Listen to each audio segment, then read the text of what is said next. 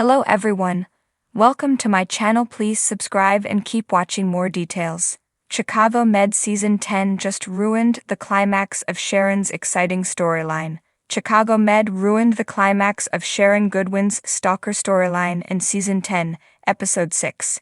Sharon Esapatha Murkerson has been part of the Chicago Med cast since the series began.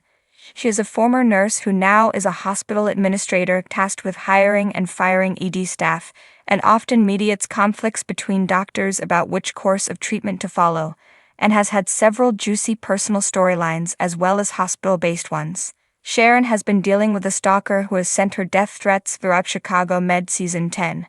The story has mostly focused on the psychological toll it is taking on Sharon to receive these threats. She has done things such as continually look over her shoulder, and in one episode, she pepper-sprayed a teenage neighbor who she mistook for a burglar.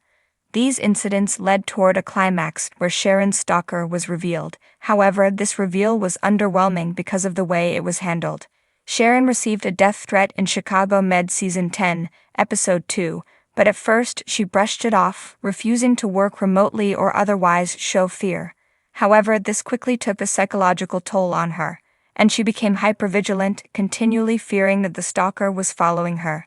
This crisis came to a head on Halloween, when she was startled by a knock on the door and pepper-sprayed a teenage neighbor who was trick-or-treating. This accident led to an important discovery, however, as Sharon's neighbor had a Ring doorbell that had captured a photo of the stalker near Sharon's home. Thus, Sharon had proof that the crime was not only in her imagination, which set up her storyline for an exciting finish, as she decided to move in with Dennis temporarily to avoid the stalker, while the threats escalated and the police investigated who was doing this to her. During Chicago Med Season 10, Episode 6, Chicago PD's Kevin Atwater told Sharon he had a lead on the stalker, and she identified him as a former employee. Sharon had been forced to lay off a number of employees because of budget cuts to the hospital, so it was unsurprising that somebody became upset enough to threaten her. However, the culprit was a random employee that had never been on screen before, which made the reveal far less exciting. Almost all the layoffs were done off-screen, making it difficult for viewers to identify a suspect. This was a critical mistake. Having the stalker be a random person made it appear as if the writers didn't know who was stalking Sharon until the last minute, and then tacked a random suspect onto the ending. It would have been better to have had some on-screen layoffs, so that the audience could attempt to guess who the stalker was before the reveal. If Sharon's stalker arc had been handled in a more deliberate, planned manner, it would have been a stronger story. The first mistake the series made was having all of the layoffs be off-screen, rather than making them a full story. While it was unnecessary for Chicago Med to show every layoff in detail, it should have shown a variety of responses, and given some hints as to who might have been upset enough to stalk Sharon. Furthermore, there were no real clues as to who the stalker was, except for one blurry photo on a Ring camera. The audience was unable to follow along and guess the stalker because of this issue. Additionally, there was also an alternative to a random laid-off worker being the stalker. In Chicago Med Season 10, Episode 1, Lennox fired resident Zach Hudgens after he froze during a crisis and left Sharon to tend to a patient without oversight from a doctor. Thus, it would have been a strong plot twist for Zach to have decided to get revenge after his firing, rather than fading into oblivion. Chicago Med could have had a far stronger finish to its Sharon stalker storyline if it had planted more seeds ahead of time or chosen a villain who was already known to the audience. This story also had the potential to utilize characters from other One Chicago shows better, such as police and paramedics. Unfortunately, it wasted the suspense in this story by choosing a random culprit who had not been seen on screen before, after which it doubled down on its mistake by having the police tell Sharon about their confrontation with the perp, instead of showing it on screen. For nearly a decade, Sharon Goodwin has been the heart and backbone of Chicago Med, guiding Gaffney Chicago Medical Center with grace, strength, and a fierce sense of justice. From her clashes with hospital board members to her unwavering commitment to patient care, Sharon has never backed down from a fight. So when Season 10 teased an explosive storyline that could shake her world to its core, fans were all in. Finally, it seemed like Sharon would get a moment of richly deserved spotlight. But now, after months of carefully built tension, Chicago Med Season 10 has managed to fumble the climax in the most frustrating way possible. It all started with a promising thread: Sharon versus the corrupt new board. In the early episodes, we watched as Sharon discovered that the hospital's cost-cutting measures weren't just heartless, they were dangerous. Patients were being rushed out the door. Staff were overworked. A mysterious uptick in complications had her digging deeper. Something wasn't right, and Sharon wasn't about to look the other way. Viewers held their breath as she assembled allies. Dr. Charles quietly slipping her internal reports, Maggie using her nursing network to gather patient stories, even Archer, in an uncharacteristically principled moment, lending her his support. It felt like a war was brewing, with Sharon leading a grassroots rebellion inside her own hospital.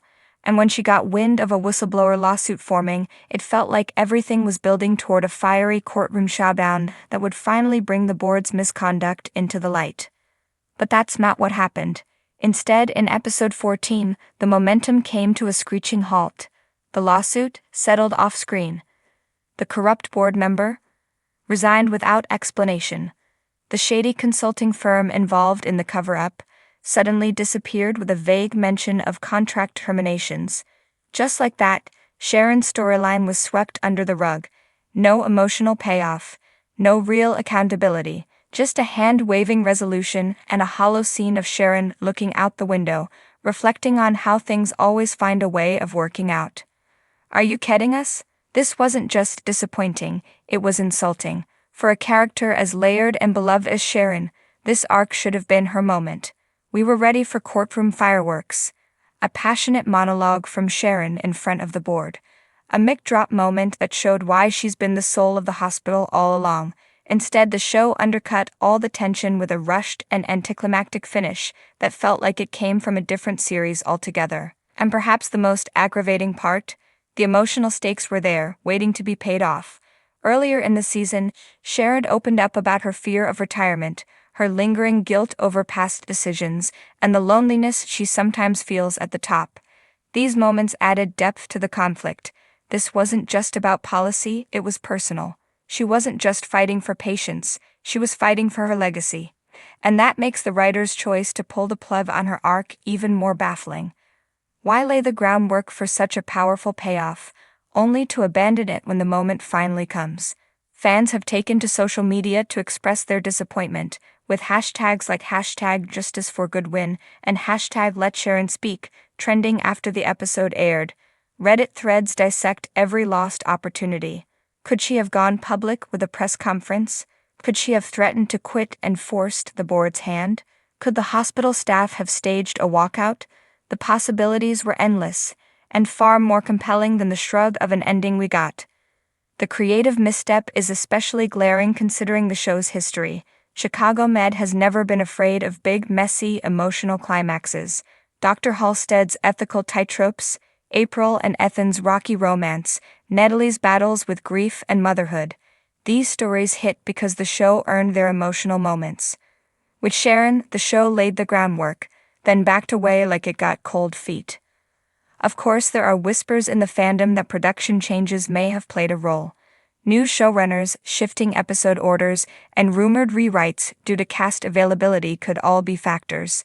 Still, for a show entering its 10th season, when many dramas are finding fresh footing, this felt like a missed opportunity to give a veteran character the rich, dramatic arc she deserved. Instead of a victory lap, Sharon got sidelined. Some fans are holding out hope that this isn't the end, that there's a twist coming, that maybe Sharon is playing a long game, gathering intel for a second strike. But based on the current pacing and the show's recent focus on new interns and peripheral relationships, that seems unlikely. The spotlight has shifted, and Sharon's storyline was left to flicker out.